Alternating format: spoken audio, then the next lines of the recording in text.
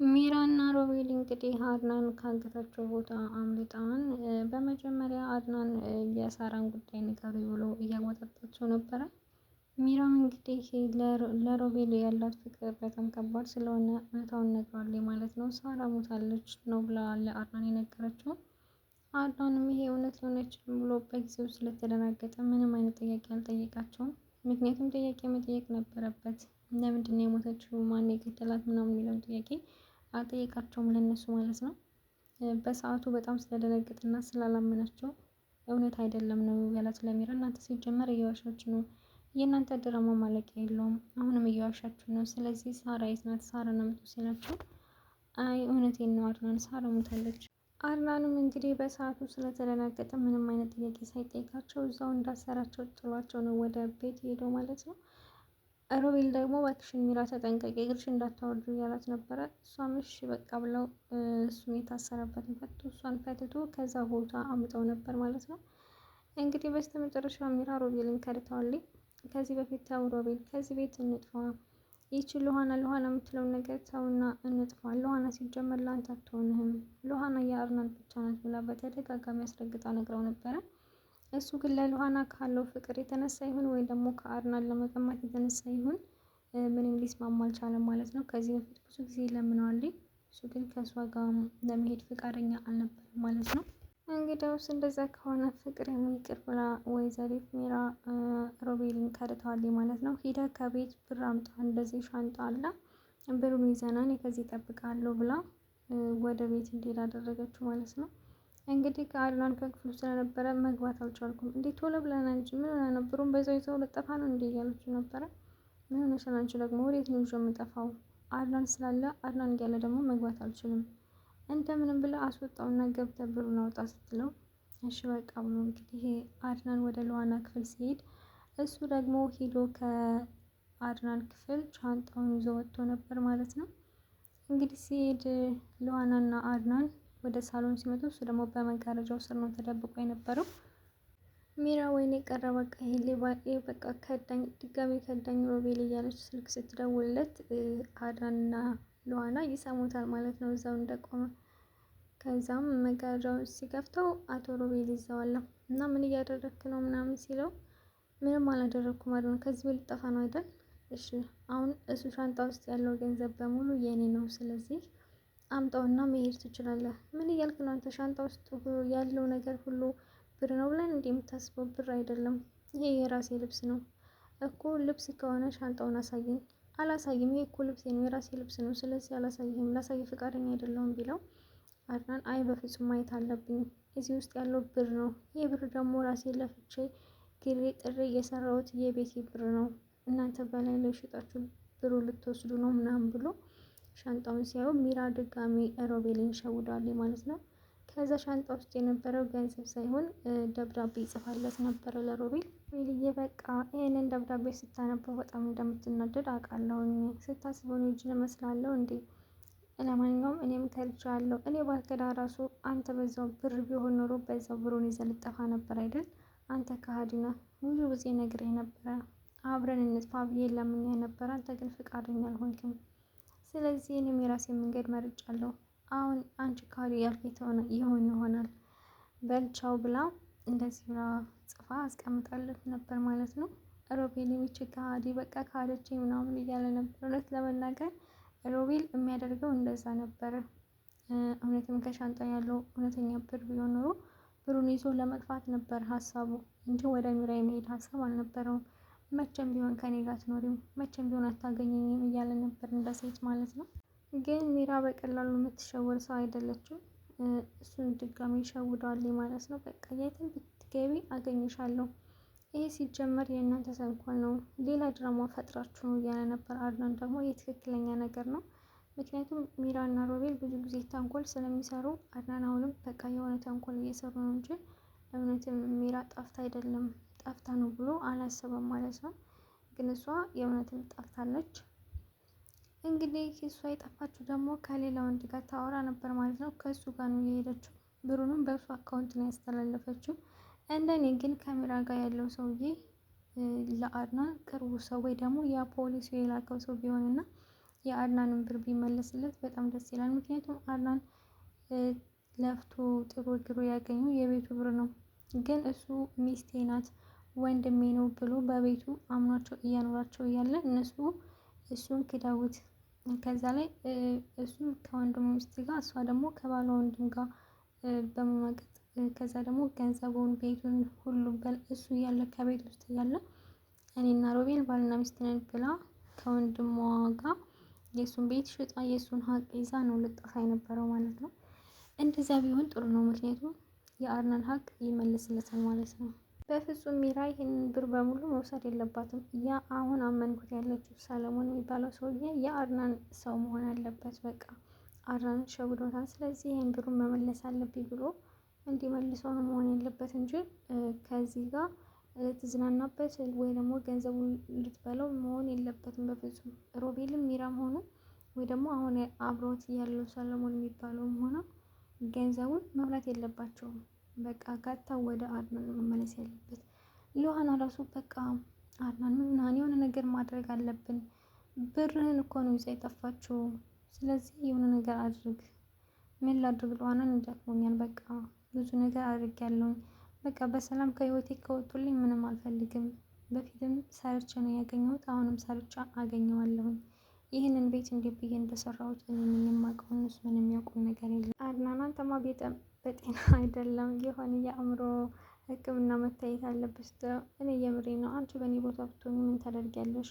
ማለትም አንቺ ከቤት እያለሽ ሚስትሽና ማለት ዋው የሱ ሚስቱ ናት፣ ለእሷ ደግሞ ባልሽና እህትሽ ቤትሽን ቢሸጡብሽ ምን ታደርጊያለሽ?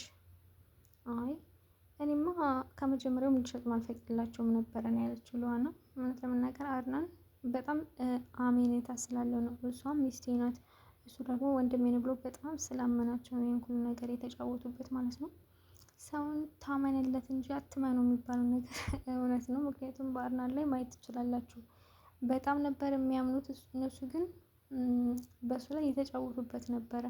አንደኛ እሷ በትዳሯ እየማገጠችበት ነበር። ሁለተኛ ደግሞ ቤቱን መሸጧ ከትዳሯ ውጭ ሜዷ ሳይበቃ የእሱን ቤት እሱ እያለ ሳያቅ ቤቱን ሽጣ ለመጥፋት ማሰቧ በጣም ከባድ ነው ማለት ነው።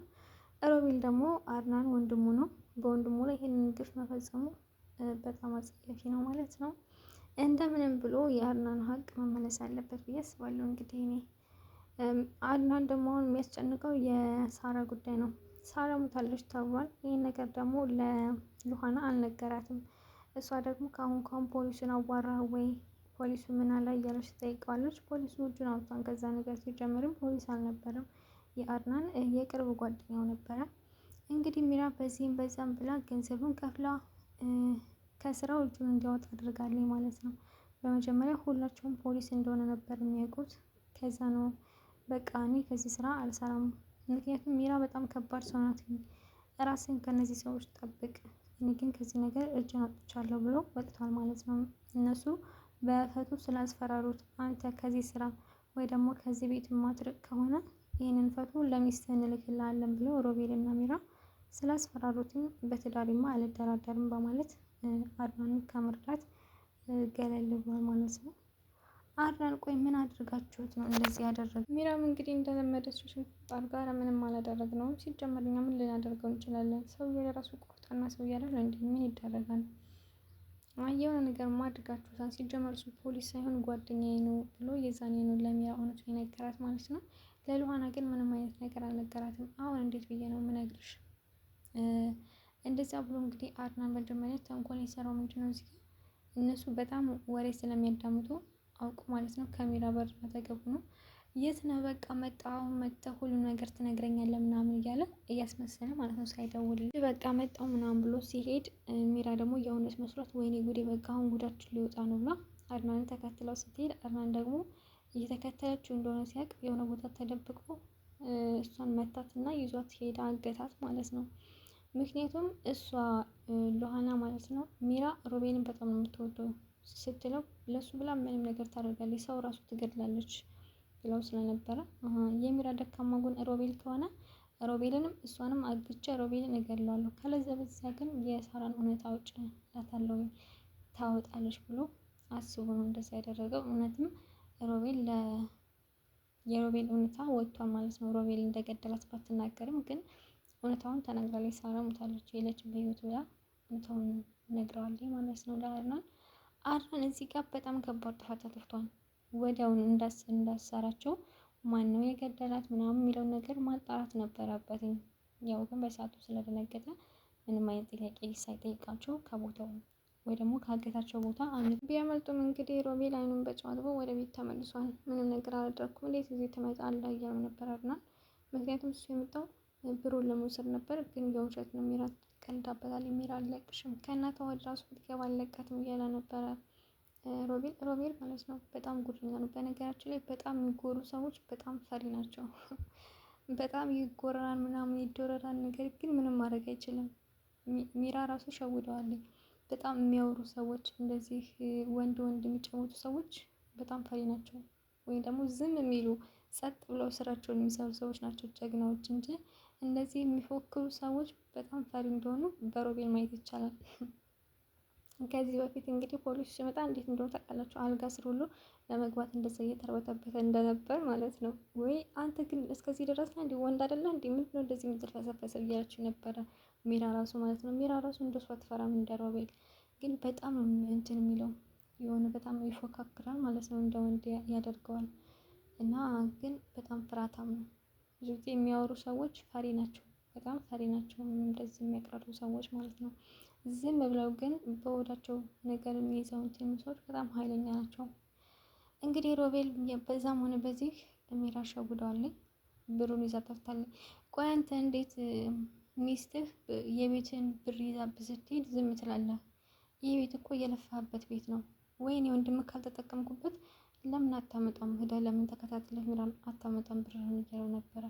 ሮቤል በጣም ራስ ወዳድ ሰው ነው። ምክንያቱም በመጀመሪያ ይህ ቤት ወንድሜ የለፋበት ቤት ነው፣ ስለዚህ ከሚራ ጋር መብላት የለብኝም ብሎ አላስብም ነበረ።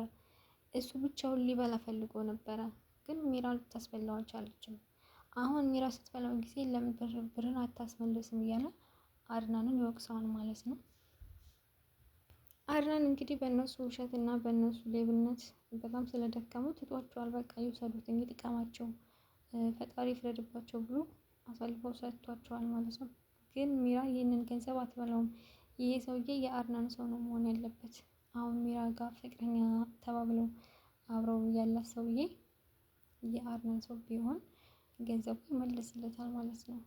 እንግዲህ እስካሁን ለሉሃና እውነቱን አልነገራትም። ሮቤልም ከዚህ ቤት ውጣ፣ ሚራ ከሌለች አንተ ከዚህ ምን ታደርጋለህ እያሉ ነበረ። ኧረ እባክህ ይህ ቤት እኮ ያንተም የኔም አይደለም። ልክ ባለቤቱ እንደመጣ አንተም እኔም እንወጣለን እና ደግሞ ቤትህን ሚራ በሻንጣ ይዘው ሄዳለች ነው ያለው። ምክንያቱም የቤቱ ብር ማለት ነው። አድራንም ምንም ማድረግ አልችልም፣ ግን በዛ ማለት በዚህ ከዚህ ቤት መውጣት አለብህ። ከዚህ ቤት የመቆየት እድልህ ሚራ ብቻ ናት። ሚራን ካመጣ እዚህ ቤት ትቆያለህ እያሉ ነበር። አይመለከትም፣ ቤቱ ያንተም አይደል የኔም አይደለም፣ ሁለታችንም እንወጣለን። እንግዲህ ከዚህ በፊት የአድናን ቤት ነበረ፣ እነሱ ናቸው እየሸጡበት ማለት ነው ሮቤል እና ሚራ። አድናን በጣም ነው የሚያሳዝነው። እንግዲህ ባመነችው ሰው መከዳት ከባድ ነው። ወንድሜ ነው ብሎ በቤቱ እያኖረው እንደዚህ አይነት ነገር ሲያደርገው ማለት ነው። ግን በስተመጨረሻ አድናን ይካሳል ወይ ያ ሰው ብሩን ይመልስለታል፣ ወይ ደግሞ ሚራ የሆነ ነገር ትሆናለች ማለት ነው። እሱ ደግሞ የአድናን ጅልነት ሚራማ ልጅን በወድሽ ይዘሽ የትም አትሄጂም፣ ሚራ ሲጀመር እርጉዝ አይደለችም፣ እየሸወደች ነው ከቤት ለመቆየት ብላ ያደረገችው ድራማ ነው እንጂ እውነትም እርጉዝን አይደለም። እርጉዝ እንዳልሆነች ደግሞ ሮቤል ያውቃል፣ ግን ለአድናን ምንም ነገር አልነገረም። አውቆ ነው ይዘን ሰዓት ራሱ ለአድናን እናገርብሻለሁ ያላት እውነቱን እንድትነግረው ፈልጎ ነው እንጂ እውነቱን ለአድናን አስቦ እንዳልነበር ግልጽ ነው። በፍጹም ሮቤል ለአድናን ሊያስብ አይችልም። ሉሃና ደግሞ ቆይ አንተ ምን ልታደርግን የመጣኸው? አንተ ስለምን ወደ ሚራ አትሄድም? እየጠበቀችው እኮ ነው። አይገባሽም እንዴ? እናንተ እንዴት ነው የምታስቡት? አሁን እናንተ በጣም ተራቃችሁ ማሰባችሁ ነው። ሚራ ተታይ ጠፍታለች። አሁን እኮ ስልኩን ሰድባ ነው የዘጋችብኝ እያላት ነበረ። ኧረ እባክህ ይሄ ደግሞ ሌላኛው ሴራችሁ ነው። ቆይ ምንድን ነው የቀራችሁ? ምን ልታሰር ነው አንተ እዚህ የቀረኸው? እናንተ በቃ አይገባችሁም። አይ አህያ ቢራገጥ ጥርስ አይሰብርም ብላ ሮቤልን ትታው ሄደ ማለት ነው። እሱም አህያን ያልሽው ራስሽ አህያ እያላት ነበር ሮቤል። አድናንም ከቤት እንዲወጣ ነግሮታል። እሱ ግን ምንም ግድ አልሰጠውም ማለት ነው። ምክንያቱም አድናን ምንም ቢል ምንም አይመስለውም። ቤቱ እንደተሸጠ ስለሚያውቅ፣ ቤቱ የሌላ ሰው እንደሆነ ስለሚያውቅ በቃ አድናን በዚህ ቤት ስልጣን የለውም ብሎ ስላስበ እንደዚህ የሚመላለሰው። እኔ ያልገባኝ ነገር ግን አሁን አድናን እንዴት ነው ዝም ያለው? ለኋላ ሞታለች እያሉትኝ ለምንድን ነው ሂዶ ለፖሊስ የማያመለክተው እና እነሱን የማያስይዛቸው? ያውም በጣም ጅልነት ነው። ወይ ደግሞ ለሉሃና መናገር አለበት። ከዛ እሷ የምጠይቀውን ጥያቄ ትጠይቀዋለች ማለት ነው። ግን አድናን እንደዛ እያደረገ አይደለም። አሁን ላይ ደንዝዟል። ቤቱም ተወስዶበታል። በዛ ላይ የሳራ ነገርም አስደንግጦታል። ለሉሃና ደግሞ ምንም አላላትም። እንዴት ነው የምነግራት የሚለው ነገርም እየሳሰበው ይገኛል ማለት ነው። ሮቤል እንግዲህ እንዳጋጣሚ ወደ ውጭ ወጥቶ ነበር። ደግሞ ሚራና አዲሱ ፍቅረኛዋ ሰለሞን አብረው ውጭ ሄደው ነበር። አይ እዚህ አካባቢ መሄድ የለብንም እያለች ግድ የለሽም ችግር የለውም ብሏት፣ ልክ ሮቤል ሲወጣ እነሱን ፊት ለፊት ነው ያገኛቸው ማለት ነው። እንዲህ ሮቤል ከሰለሞን ጋር የማላስበው ነገር ነው።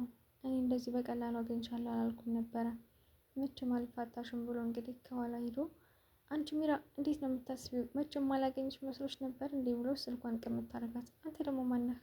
አላቅም እንዴ እባክሽ አትጭበርብሪ፣ እኔ እኮ ሮቤል ነኝ። ማን ለማጭበርበር ፈልገሽ ነው? ምን እያልክ ነው? እኔ ሮቤል የሚባል ሰው አላቅም። እና ደግሞ የሰው ስልክ እዚህ ጋር መንገድ ላይ መቀመጥ ሌብነት ነው። ሌባ ሞልጫፋ ብላ ስትሰርበው፣ እንደውም ይህን አንቺ እዚህ አይደለም መነጋገር የለብንም ነይ ቶሎ ብሎ እጇን ሊጎታ ሲል እሷ ደግሞ በጥፊ ነው የመታችው። ምን አባ ነው የምትለው ብላ በጥፊ ተረገመችው ማለት ነው ከፍቅረኛዋ ቤት። ሮቤልም ደንግጦ ፊቱን ይዞ እንደዚህ ብሎ ፈዝዞ ነው ያለቀው። እንግዲህ በክፍል 51 ይህን ይመስል ነበር። በክፍል 52 እስከምንገናኝ ቻው።